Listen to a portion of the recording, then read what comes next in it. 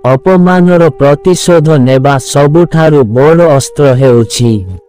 बंधुगण, आचार्य चाणक्य तांको नीतिशास्त्र रे जीवन को सफल करिबा पाई अनेक किछि वर्णना करिसंती।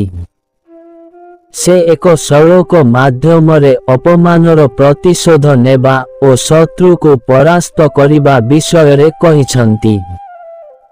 तेबे आउ काल विलंब न करी चालंतु सेही विषय रे जानिबा। भिडियोटी को मूलरु शेष पर्यंत देखंतु। अपमान को नहीं आचार्य चाणक्य कहिसंती, जदि जने अपमानित हुए तेबे चुप रहिबा आवश्यक। अपमान देइथिबा व्यक्ति को देखि हसी देबा। नीरवता हेउछि सबुठारु बड़ अस्त्र। नीरव थिले सामनारे थिबा व्यक्ति आपनक अवस्था विषय रे जानिबा को असमर्थ। से कहिसंती, जने व्यक्ति निज शत्रु विषय रे संपूर्ण ज्ञान अर्जन करिबा अत्यंत जरूरी। शत्रु दुर्बल कि बलशाली न जानिले तांको विरोध रे कौनसी नीति प्रस्तुत करा जाई पारिबो नाही। जदि शत्रु अधिक शक्तिशाली तेबे तांको परास्त करिबाकु हेले तांको अडुआरे पकाइबा पाई अनुकूल आचरण देखाइबा।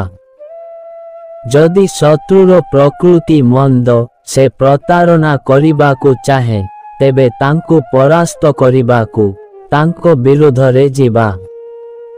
आहुरी मध्य से कहिसंती, जदि शत्रु तुम समकक्ष तेबे तांको नम्र किंबा बलपूर्वक परास्त करिबा।